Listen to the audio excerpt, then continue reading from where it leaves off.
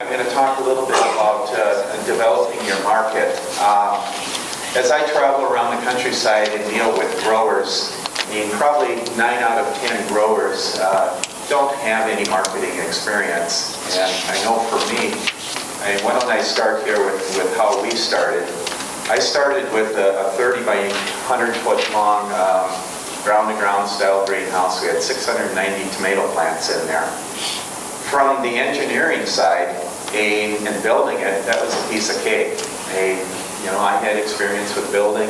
I'm an engineer by trade. There's no problem putting this thing up. My initial degree was in agronomy and plant science. Figuring out how to grow the crop was no problem. Well, we got this up, we got it running, and lo and behold, we started having plants in there. Tomatoes started developing, and my wife came in one day and said, I picked my first tomato today. Yay, great. Break out the knife, let's cut it up, let's see if it's good. It was fantastic. She comes in the next day and said, well, I picked my first box of tomatoes today. Going, that's 10 pounds. Well, I had 4 kids. We could probably make some spaghetti sauce or something while we're at it. Well, come along about 3 days later, she came in and I said, I picked my first 250 pounds today. And I'm going, oh. What am I going to do with 25 boxes of tomatoes? Of course, these are all red. They needed to go to market. We hadn't given really any thought, how we're going to sell this. We'd spent all our time, all our energy, all our focus on getting the greenhouse up, getting that first crop in. And really, I have no marketing experience. I don't know nothing about marketing. But now I've got 25 boxes to market. And incidentally, the 25 boxes turned into about 100 boxes in the next few days.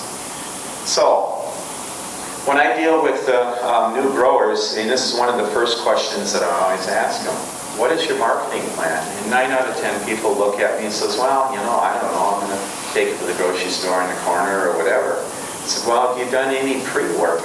Have you gone and talked to that person? Yeah, well, I talked to them, and they said they take everything I grow. That's the standard answer out there. Right, like Natalie said, if it's at the right price, if it's the right color, if it's the right size, if it's in the right box, if it has the right label on it, if they have the right customer base, if it's the right time of the year, all those things goes into that equation. So what is marketing? The definition of marketing is communicating the value of a product to potential customers. I think a lot of new growers struggle with the first part of this, communicating. Communicate with the produce manager. Produce managers are not a group of people. I find them some days extremely difficult to talk to. They live in their own world of buying and selling stuff and whatever. And, they're not down here to earth. I can't walk in and say, did you see the game last night? That type of thing. They're usually going a million miles an hour. They've got a lot of things from, trying to place orders, to trying to sign off on orders, to trying to solve customer problems, reports for the upper-ups, whatever. They're very busy people. The rest of the definition, for the purpose of promoting and selling that product. What's your product? I've asked people, the last part of this, what is your product to selling? Well, it's the tomato. What kind of tomato it is? A red one. These are some of the questions that produce manager is going to ask you. They don't care if it's red or not. They want to know what kind of tomato it is. Is it a beefsteak? Is it a cluster? Is it a cherry? Is it a grape? There's all kinds of different tomatoes out there. And if it's some oddball a tomato that they've never seen before, they're probably not going to even want to talk to you about it. If it's something that they sell a lot of, or something that they have a demand for, that's a different game. I know Jamie and Lee are growing a lot of heirloom tomatoes. Personally, I hate those things. They're ugly. Very ugly. But, you know what? in the world that we live in right now, there's a certain element of people that think they're the best tomato that was ever built. I mean, I will challenge that. I think I can make a beefsteak tomato that will taste a heck of a lot better than any of those heirloom tomatoes, and it's not ugly. All right, so out of all of this, and this was really born out of necessity for me, I tried to boil down how do we start this marketing game into really 4 factors. Determine your business, identify your market, build the market, maintain your market. Let's talk about the first one, determine your business. What are your goals? What crop do you want to grow? How do we determine what crop that we grow? You know, if you look at the first, oops, there I go again, pushing the wrong button. Tomatoes. When you look at the world of hydroponics, most amount of research and information out there is on tomatoes. Is that the reason why we should grow tomatoes?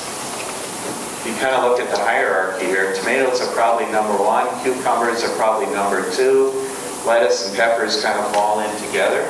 All those have been grown, you know, pretty traditionally within the greenhouse. How about other? Anybody know what that is? Rhubarb. Rhubarb. How many people grow rhubarb? Only you. Oh. Go back to Minnesota, right? How we got onto rhubarb one day is Chris was out delivering lettuce to one of our restaurants, and we got a small little town that's 4 or 5 miles south of us, and it's just a hole in the wall cafe. That's not good. Sorry, Rick. I had to see if you're awake out there. Anyhow, Chris went to deliver lettuce to the hole in the wall restaurant. And then this place is really a dump, but it's where the local hangouts go to for coffee, and they make good eggs and whatever. But her specialty is pies. The little town's called Bram, and they have a whole festival really that revolves around that restaurant. They have Bram Pie Days, and people come in with pies, you know, and they compete to see who has the best pie. Well, this lady makes strawberry rhubarb pie, and it's to die for. It is the best pie you've ever eaten, especially if you like strawberries and you like rhubarbs. Well, she tends to be a little bit on the cranky side. When you go and deliver lettuce to her, if she's in a good mood, hey, it's great. You know, she'll probably give you a slice of pie or whatever. If she's in a bad mood, she's going to tell you her whole life story why she's in a bad mood. Well, she was in a bad mood that day, and because she could not get rhubarb. This was in February. Where do you get rhubarb in the United States in February? I don't know. You know, I figured, well, it's grown in California or somewhere, you know, on the West Coast, somewhere where it's warm. Rhubarb was coming in from Holland, air freighted here, and it was going for, that particular week, $60 a pound. Now, if you're from the Midwest and you come off an old farm, every household has probably on the south side of their house rhubarb. It's probably been there for the last, 50 to 100 years or whatever. Stuff lasts forever. I know in my parents' house we had rhubarb on the south side, and I used to hate this stuff because it kind of gets big, it grows out all over the place, and so you take the lawnmower and mow it off, and you do that a few times to tame it back or whatever. So I went over to my mother's house, dug around in the snow, and broke apart the crown of one of the plants, brought them home, threw it in the tomato bucket. Lo and behold, it grows in the greenhouse. And so now I had rhubarb in the middle of the winter. I had no clue of how to price it. I thought $60 a pound was a little bit high. Because in the summertime around us, you can't give it away. Everybody's got rhubarb. You live out in the countryside. So I put $4 a pound on it. Hey, it was easy to grow. I didn't have to do much to it. I fed it tomato fertilizer. And we started trying to market this. We took this around to our restaurants, and guess what?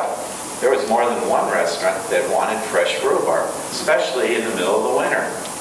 And we developed a whole market, a whole business based on rhubarb. Green beans. You saw in Lee's house yesterday, she's got some green beans planted. Is it going to work for her? I don't know. Hopefully it will. Hopefully she'll be able to get some revenue off it before it gets too hot or whatever. But the point is, try to pick on things that you think that you can sell. The easiest stuff, what everybody else before you has done, is the lettuces, the tomatoes are probably number one. And you start getting into this oddball stuff, there isn't a lot of research out there. You're going to be on your own trying to figure out how to grow it. But that might be the magic ticket that gets you into some markets that you ordinarily might not be able to get into. Figure out the size. You know, I talk with new growers all the time. I've got people that call me all the time. And one of the first questions I ask them, how big do you want to be? It doesn't hurt to dream. This facility here, each one of these blocks is 20 hectares, 2.5 acres. Now, I'm not saying that you should start out that big. Rick showed a slide yesterday that start out small, that little 4x4 house. And quite frankly, that's what I would recommend, is start out small. See if you can do this. See if you can get a crop out of it before you get jumped into something like this. But it might be, this is my house at home, our 3-bay house at home. And, you know, this is a nice family-sized operation. It might be something as simple as this, a ground-to-ground style house. Actually, this was pretty much what I had started in. It isn't my house. Might be something like this, you know, could be something this big. But before you jump into any of this, you need to determine or have some idea what volume of product that you're going to produce. Because as you start talking to produce managers and buyers, the number one question is, how much, what price, what is it?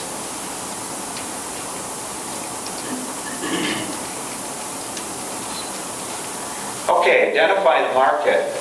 If you're a person that works well with other people, direct sales might be your thing. If you're in an area that's conducive to somebody finding your farm, and if you want to deal with people coming on your farm, that might be a good option for you. Bear in mind, when you're doing direct sales, you have to have an knack and ability to be able to talk with people.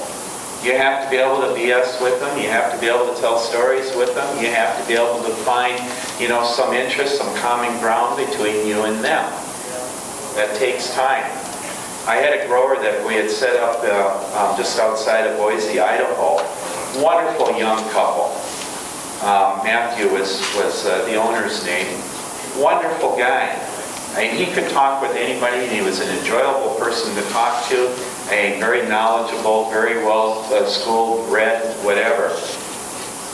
The problem with Matthew is that he talked too much. He had people come into his greenhouse, and he was in an area that is very easy to get to, and a, you know, fairly upscale type community area, and people willing to come out to the farm. Of course, everyone that comes out to your farm wants to not only buy something from you, hopefully, but they want a tour. They want to go in and see what you're doing. They want to talk to you about it. They want to tell you about their kids. They want to tell you about grandma's whatever giant tomato that she grew, you know, 50 years ago. It takes time. Put that in perspective, thinking, where do you value your time?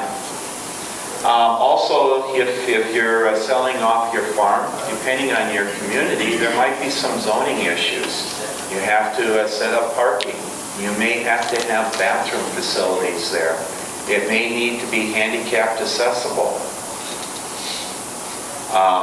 We never advertised that we were going to sell off our farm. People found us. We're 70 miles straight north of the Twin Cities, out in the middle of nowhere. A town of Grafton has, 110 people. I think half of those are dogs, and feral cats. I wouldn't say the town of Grafton is an upscale neighborhood. I think probably most of the people that are living there now, I shouldn't say this, are cooking meth or whatever, because they keep burning down their homes. But anyhow, you know, we're far enough from the Twin Cities that the people that are living in that area, because of land is cheap, houses are cheap, you know, they move out there. There's a lot of welfare cases that live out there or whatever. Those weren't the people that found my farm. The people that found my farm were people that had seen our tomatoes, had bought them in the grocery store, and were driving from the cities with their family on Sunday afternoon. They wanted to, you know, spend some time, quality time with their family, and go show their kids something new. I don't mind showing people my greenhouse, but it got to the point where I didn't have any time to spend in my greenhouse and get done what I needed to get done. Roadside stands are another option. Again, there might be restrictions on where you can do that. You might have to work with the landowner directly to get permission to park your van or whatever there. Be careful about just going parking on a street corner because everybody else does it and start selling stuff. Farmers markets. Hey, farmers markets are a lot of fun. Problem with farmers markets is the more product you have, the more successful you're going to be. If all you have is tomatoes, chances are that it might not be the best fit for you. If it's a local farmers market, small farmers market, probably okay, but if it's a big market, like the one, for example, in the Twin Cities, on any one given day, there's about 2,000 vendors there. Everybody's got tomatoes. And if that's all you have, you know, it's a hit and miss whether they're going to find your particular booth and just buy tomatoes from you. Flea markets are another one. They're popping up everywhere. Chris calls them junk sales because that's what most of them are. The stuff that's there is, and it's funny, you know, if you go to flea markets on a regular basis, you see the same junk going from one flea market to the next, to the next, to the next. But people love to buy produce at them while they're shopping for, you know, their next big find of junk. Restaurants might be a possibility for you. Bear in mind, restaurants are generally a bulk type packaging. So if you're dealing with lettuce, for example, this is our bulk box. There's 12 heads in that box. This is what we sell to restaurants. People have asked me, why do you have a plastic bag in there? Can't you get a wax line box or something like that? The answer to that is yes. But chefs will open this up. They'll usually cut off the top of the cardboard. And if they leave that open in their cooler, your lettuce dries out and it becomes junk very quickly. By putting in the plastic bag, usually they'll pull it out of the box, throw the box away. At least they'll wrap up the plastic before they shove it back into that cooler. So you get longer shelf life. Try to pick restaurants that are family owned. Pick restaurants that have a chef, where the owner is the one that's back there cooking. And chain restaurants, and I don't mean to be stereotypic or whatever, but you know, like Applebee's and places like that, you're not going to get into those. It just is not going to happen. And they have some corporate account with Cisco's or someplace like that. It's, you know, you're not going to get into there. But family-run restaurants, like the restaurant that we were in last night, and I don't mean to fault the restaurant. I mean, the place is not the most highest, you know, quality looking, you know, we're eating at picnic tables and you know, and it's a bar. But, you know, Jamie and Lee are selling their lettuce there. You know, I got a salad with my steak last night. And I'm going, hey, this is real lettuce. This isn't iceberg stuff that's coming out of, you know, with the carrots and cabbage and whatever. So, you know, don't rule out, you know, the dumpiest places and the smallest places. Sometimes they become your best customers, you know, if you're dealing with restaurants. I mean, we had a sandwich shop. It was just a little hole in the wall. They would go through more cases of lettuce in there than our local grocery store. And it depends on, how they're using your lettuce and what they're using it for. Wholesale. I never thought that I'd ever talk about wholesale. And I just, thought that it was too big for me to be able to go and get a wholesale account. So I became a lettuce grower. And when we started with lettuce, we had 2 bays worth of lettuce. We had 5,000 plant position in each one of those bays. We were harvesting that lettuce out every 15 days. That is a lot of lettuce. And when I first started with that, I thought, well, it's not a lot of lettuce. I mean, it shouldn't be a big deal. And that's a lot of lettuce. I went around to our grocery stores and our restaurants that we were taking our tomatoes. I found out very quickly the volumes that they take isn't great. I mean, it wasn't huge. I had to find some other alternatives. And so we got lucky. We started working with Sysco's. And I kind of got involved with Sysco's by accident. We had gone to a food show that we had tomatoes at, and the Sysco's guys were sitting there showing their stuff and whatever, and I started talking to them, and as luck would have it, their national exotic foods buyer was at that show, and he said, I kind of intrigued about your product. Do you think that we could talk about this? So I said, sure. He said, we'd like to come out and see how it's grown. So I invited them out.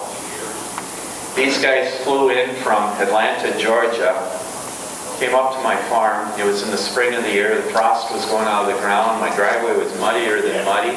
They came in the longest stretch limousine I think I've ever seen. These guys got out. They had probably, $2,000 in their suits and shoes and whatever. Have to traipse through the mud to come and see my greenhouse. They walked in that door, and these are, big corporate people, very busy people, and they just stood there. There's one. Hello. They didn't know what to say. They had never seen, something like this before. And quite frankly, our conversation was pretty short and sweet. I gave them a tour. I told them what we were doing. They didn't really care how we grew it. They just wanted to see it, to see if it was real. And as these guys were leaving, they shook my hands. They said, well, you're going to deal with this guy over here. He's the national produce buyer or whatever. We want it in all our stores across the countryside. Sysco's is what, number 1, I think, in wholesale retail food now, mostly to the service industry, to restaurants and that type of thing. They're huge. Well, we started talking numbers, and the local buyer said, well, we could go through probably, I'll give you a conservative number, 20,000 heads a day. 20,000 heads a day. I said, well, I can't exactly do that, and I don't have enough money right now to go and start building acres of greenhouses. But that's what you get into with these wholesale guys. And I pared it back and I said, well, how about I do this? I'll bring you 500 heads a day. The guy said, fine, we'll try it. It became one of the easiest sales that I have ever had. The next problem, though, and people think all the time with wholesalers that they're going to beat you up and push you down on price. If you look at the price of stuff that's coming off Sysco's truck, I can go down to Walmart Superstore and buy it cheaper than what they're selling it to restaurants. Now, they like to buy stuff cheap, but if it's top quality and they know that they can get it into with their top dollar chefs, they'll do what they have to do to buy it from you. We worked with these guys to figure out what type of lettuce that they really wanted. And so we started growing a multi-leaf and oak leaf and all kinds of funky looking lettuces until we kind of pared it down to, you know, a group of specialty lettuces that their chefs really liked. What about the insurance requirements on that? Thanks, Lee. I almost forgot about it. It was on my list last night. I was writing down to talk about. One of the problems with these big wholesalers, though, they want to have you assume all the risk. And at the time when we started with them, we had $2 million worth of liability insurance. Automatically, they said that needed to be $5 million. But they didn't stop there. They said you need over and above that an excess liability insurance policy of another $2 million. That was expensive to get. But 500 heads a day, you know, it was worth the cost to be able to go down that path. If you're attractive enough of a buyer, speaking with a representative from FreshPoint, which is the division system, they will put you under like a blanket insurance coverage to keep that level at the beginning. So if you're, again, if they want to work with you, they will work with you to help you with that as well. Yeah, in my case, we weren't able to fall under any of their blankets, but you know, it wasn't a big deal. It was a financial hit for us to go out and get more liability insurance, but you know, you do what you have to do. What about gap requirements? When we first got involved with them, the GAP wasn't the deal that it is today. And we since have had to be GAP certified. They do require you to have those types of certifications. Luckily, when we started with them, that wasn't the case. And as far as GAP certification, that's pretty universal. If you're thinking of building a new facility, right from day one, that's something that you should probably think about in the design of your facility. You know, can I get this thing GAP certified? That and best managed practices, they're going to want all that now. All right, wholesale cups. The big ones out there, of course, are Sam's Club and Costco. Can you get into these? I always thought that they were way out of the reach of anything that I could do. Sam's Club is no different than getting into a Walmart. You have to go through their hoops and hurdles, and there's a lot of them, believe me. And you got a lot of forms to fill out and a lot of phone calls, and you're going to get passed from this person, that person, or whatever. But once you get through all that, that process might take 6 months to a year to get through all that. These guys buy the same amount of product week after week after week after week. One of the most frustrating things I've had being in this business for 30 years, especially dealing with grocery stores, this week it's 1,000 pounds. Next week it's 200 pounds. The following week it's a holiday week, it's 1,500 pounds. Well, we do everything in the greenhouse to try to get our plants to produce the same amount of product week after week after week. It's tough to deal with when you got 1,000 pounds of sales this week and only 200 the next. Can I hold that product over? Well, sometimes you can, sometimes you can't. So the hoops and hurdles to get into these, they're long and they're painful to get there, but once you get there, it's a pretty sweetheart account. It's the same amount of product every week. Public and institutional. I always thought, especially when I first started this, I was told that schools, hospitals, jails, those types of things, you know, they all go out on big county bids or whatever. You're never going to get in here. These are really widely untapped markets that are really a gold mine. We've had some luck in Michelle Obama's program. The Federal Healthy Food Initiative has really changed the food that we're feeding our school kids. I'll tell you a little story what happened to us up in Jamestown, North Dakota.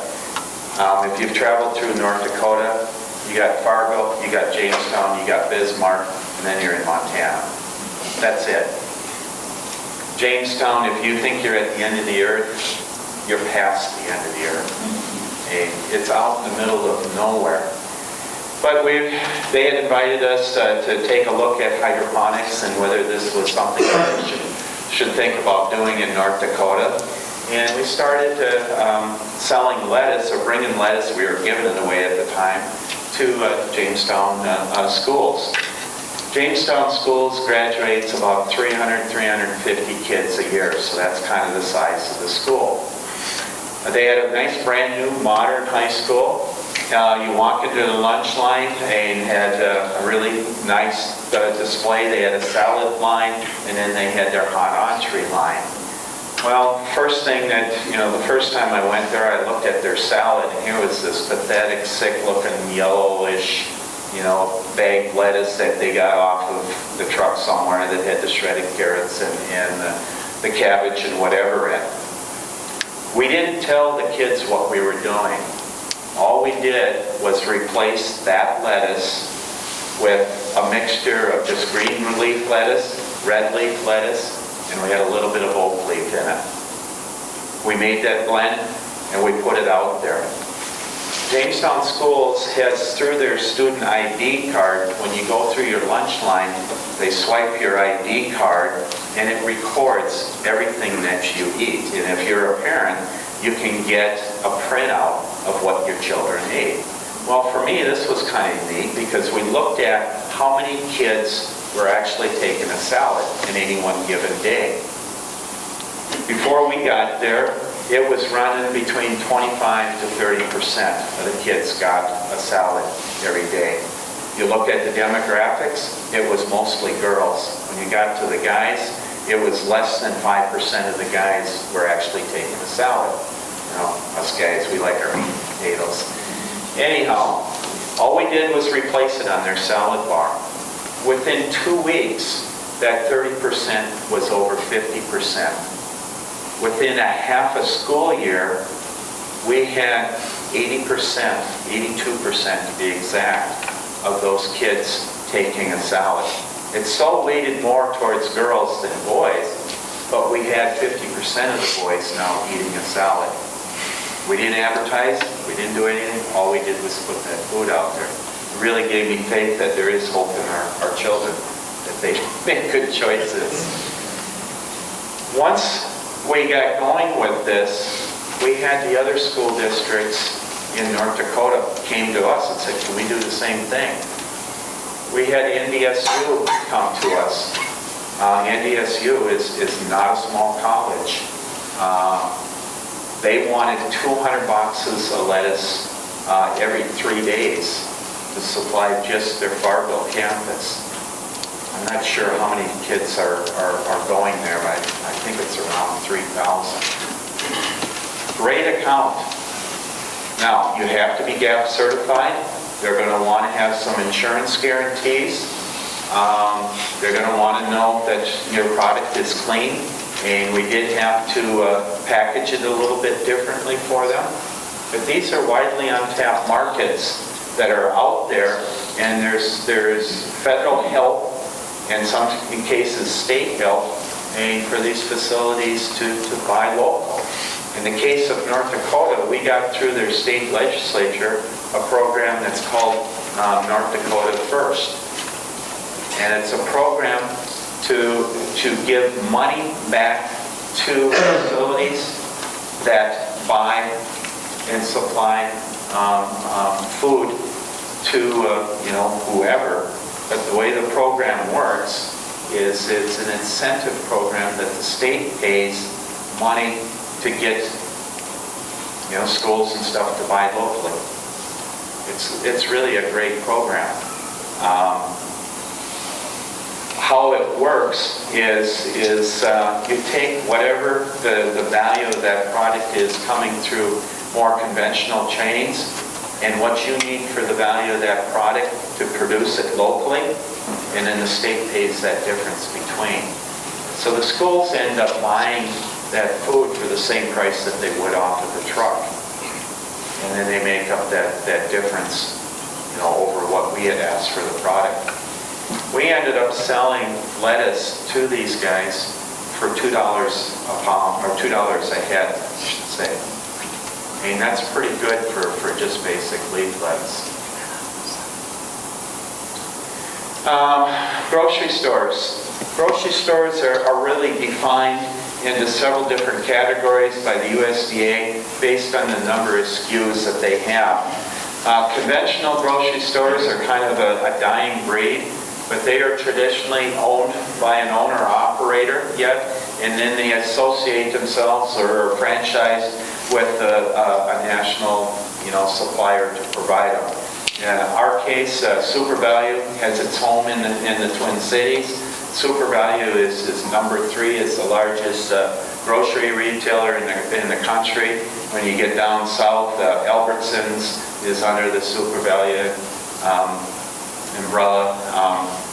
There's a few others that are down south that I guess I don't have much experience with. But generally speaking, they're the small stores. They're the ones that you can go in. They probably still have a butcher. They've got a baker. They're people that live in your community, go to your church, that type of thing. Then you get into the next group. These are still usually run by community members or whatever, but they're owned by corporate. You go to the next one, you get into the bigger stores here. These are definitely corporate stores. They're not a franchise, and they're corporate owned. The people that they have in it, they push them around between their different stores in their system. So you might go in one day and deal with a produce manager. You come back a week later, you got somebody different to deal with. And then you get into the super centers, and the super centers are classified as a grocery store, but they have other stuff with it too. So, the Super Walmarts, the Targets, those types of things. These are corporate stores. Are they achievable? Can you get into them? Yes, you can. And they want locally grown stuff just as much as the smaller ones. The problem with these, though, you're probably going to have to do a district or an area. And I've had a lot of experience working with Walmart. And, you can have good feelings or bad feelings about Walmart, but we started with Walmart Superstores in Dallas-Fort Worth, 25 years ago. The person that I sold our greenhouses to down there, she's still servicing those stores. It has turned out to be a great account. Walmart, once you get in, you get through their hoops and hurdles, I never had an issue with price. I set the price. It was that price all year long. They liked that. The price is still pretty much what it was when I started. You aren't probably going to be able to move it much, but, it has never been an issue with me dealing with them. The other nice thing, like I said earlier, is they require the same amount of volume of product week after week after week. So that might be an option for you. All right, let's talk about determining your market area. One of the mistakes that I see that growers make is their farm is here, they drive 50 miles to drop off 2 boxes of tomatoes over here, they drive another 30 miles down here somewhere to drop off, another 5 boxes. You spend all your time driving around in your delivery vehicle. This happens to be my market area. Here's where we are, right here. Here's the Twin Cities. I'm about 70 miles straight north here to get to where we're at. Minnesota has about 3.2 million people in the state. 2.5 million of them live right around in the Twin Cities and the suburbs of the Twin Cities. 70 miles from my back door. This is my route, and it's kind of an oddball route, but this is Interstate 35. This is Highway 23, which is a major highway, and this is Highway 10 that comes down here. That was kind of our circle. That circle there, I was able to get through 10,000 pounds of tomatoes twice a week.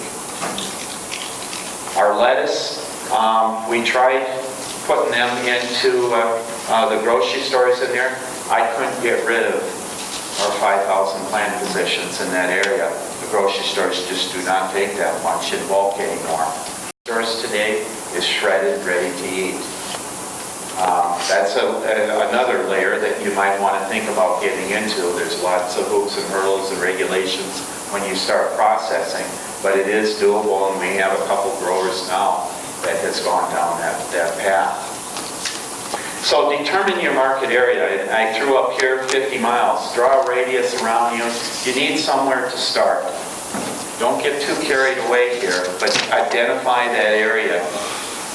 Go take a drive around, do Google search, whatever. Identify every single grocery store, every single restaurant, every single farmer's market, every single flea market.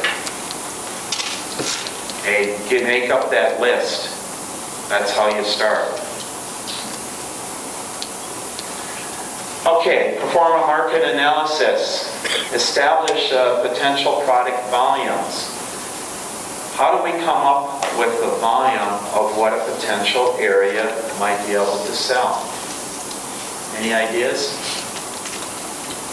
Identify the number of people in that area.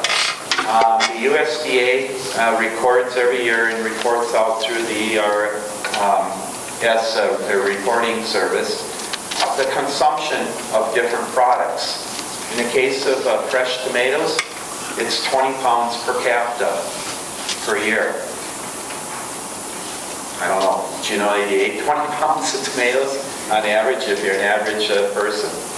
Lettuce, head lettuce is 14.1 pounds of head lettuce we eat a year on average.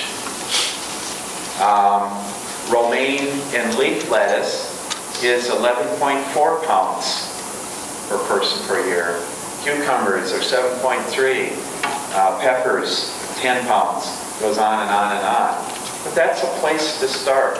And the rule that I usually use, that you're not going to get everybody in that area, to buy just your product, but take 10% of that.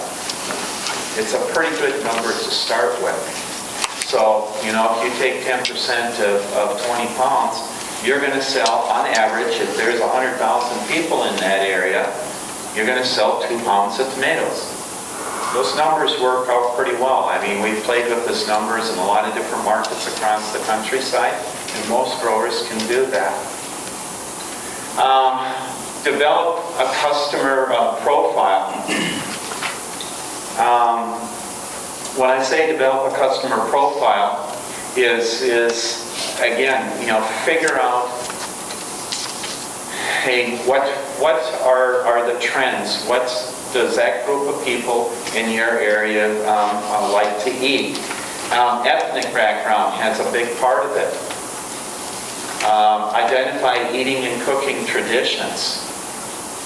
And is it a real rural area? Are people still, coming home and cooking their food? Is there a lot of apartments in that area? And if there's a lot of apartments in an area, those people are eating, something that came out of a box and goes into the microwave. They're probably not doing much cooking. Having said that, though, apartments are a gold mine for salads. I don't know why, but they are. And we've been in areas in the Twin Cities, which is, all real high density housing. You can't sell tomatoes in that area. They don't eat a lot of tomatoes, but boy, they eat a lot of lettuce. And the fancier the lettuce, the more they like it. Determine income levels. You get up around us where you got a lot of people that are on welfare, they're not going to buy much fresh stuff. And there's been a lot of surveys that done people that maybe don't have a lot of money, what do they eat? The more ready to eat it is, that's what they're eating. They're not cooking, they're not eating fresh things. First or second market goes along with it. In areas where income levels are low, it might be a second market, something that you can sell that product at a reduced cost. And for us, Edina is kind of the uppy, ritzy neighborhood in the Twin Cities. The average house price down there is probably $500,000 or more now. And that area, I can go down there and sell tomatoes all day long at $6 a pound. They won't bat an eye. Lee, you would have a field day down there. The uglier the tomato that it is, the more money they will pay.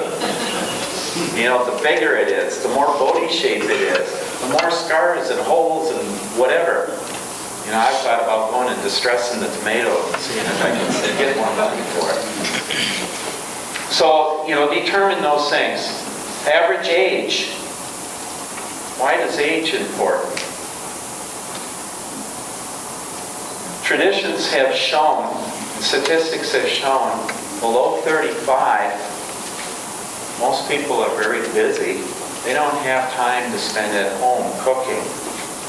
Okay, it might be a market just to bypass completely. You get above that, and the older people get, the more time they spend at home. You get to my age, you start thinking about all the McDonald's you went to, you know, when you were younger, and that was stupid. I don't mean to trash McDonald's. But age plays a big part in what you can sell and not sell. Package size. If it's an area that's predominantly a lot of families, and bigger packages, 2-pound packages, you know, maybe 5-pound packages, you'll probably be able to sell them. If it's an area that there's a lot of elderly people in, smaller the size, something that they can consume between the two of them in one meal. They aren't going to want a tomato this big around. They're going to want a tomato that's more, you know, a small tennis ball or golf ball size, something that they can consume. Okay. Develop a company profile. I like to see a sheet put together in a nice little folder when you go out and meet with produce managers that gives a description. Has a nice picture of your facility there, talks a little bit about when your facility was built, who's the owners, some of your philosophies, some of your beliefs, that type of thing. Identifying locals. These are some that we've used over the years. This is what we did up in North Dakota. Hydrosun Hydroponics, this is my standard logo, my business card or whatever that goes on to all of our boxes. Graston Greens, this was one that we used for quite a while. And one of the things though that we messed up here, Graston's a town we live in, Graston Greens, I had people, I'd walk in and they'd start laughing at me. Never dawned on me that they were thinking I was selling weed or pot or something like that. But anyhow, this was one that also that we used for a while. We had a brand name called Glamorous Greens. We used that in a very upscale markets. And the fancier the lettuce name went underneath that name. So identify your logo, identify a brand, establish a food safety program. This takes some legwork to get through that. Prepare a list of sample questions a potential buyer might ask. What's a potential buyer going to ask? What are the number 3? Price, quantity, what is it? Have an answer for that. One of the worst mistakes that you can do if you go in there and they ask you what is the price of the product, you go, well, you know, I'd like to have $1.50 for it. Guess what? They're going to look at you and say, well, I'll pay, 80 cents. Excuse me. Okay? Be definite with your answers. Be firm with your answers. Be able to defend why you need $1.50. Develop confidence in your product. People call me all the time and say, I can't sell this, I can't sell that. The first question I ask, is your product the best? If you hem and haw to me on the phone, guess what? There's your problem. If your product isn't the best, you're never going to sell it. Educate yourself. People have asked me, why do you come down here to Rick's conference? I'm kind of a conference junkie anyhow. And it isn't because Rick pays me a pile of money. You know, every speech that we've had here in the last couple days, there's something I can take home with it. I continue to learn. Play the part. If you're at a farmer's market, you know, play the part. Be Billy Bob here or whatever. People love it. Kids love it.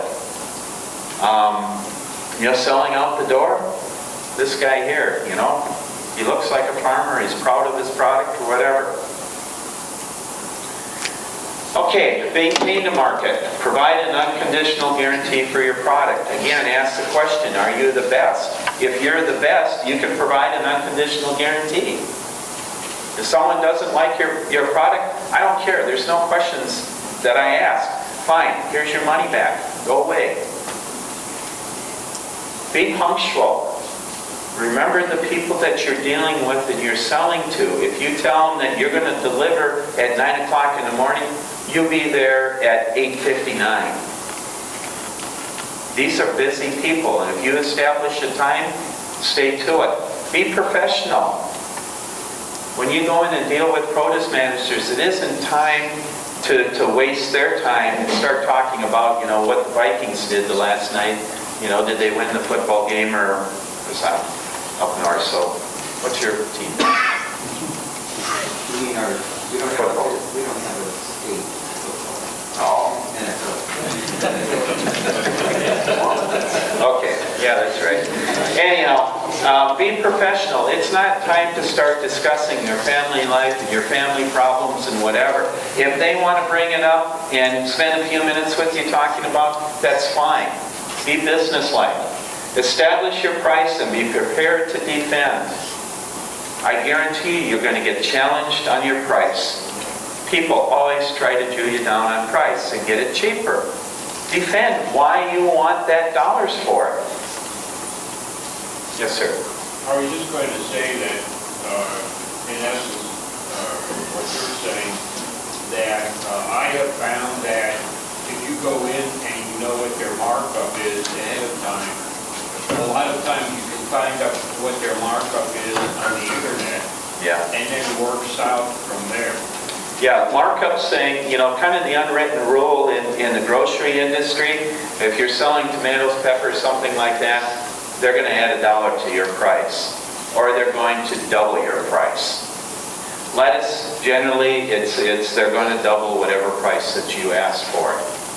And it changes, you know, depending on the market and whatever, but those are kind of ballparks to start with. Inform your buyers of possible changes. You know, if you have a disease outbreak, you have a pest outbreak, you're going to be short on product, make sure you let your buyers know. Be flexible. If they tell you that they want you to deliver now on Wednesdays instead of Thursdays, guess what? You're going to have to make a change if you want to keep that market. Be service-oriented. Quality is always first. Be creative and different. This is, I think, the bottom one here is many growers are scared of being different. People that get to know you and know you have a quality product want you to be different. They want that product to be set aside so that it catches, you know, the public's eye when they come in to buy it. When we first started going in with green beans, and of course we already had established markets with tomatoes, but we started going in with green beans, they fell over themselves trying to get them from us. It was different. It was a bean that was this long. They didn't have that in the store. It was just extra dollars for us. We made the delivery anyhow. All right, in conclusion, create value for what you do. If you don't have value in your product, why are you doing it? Always improve upon what you know. Share your knowledge and success with others. And probably the most important with this, have fun. If you're not having fun, get out. Do something else. And I look back on the last 30 years, I don't know where it's gone. But you know, this has been one heck of a ride that I've had. And we've had an awful lot of fun with this. Thank you.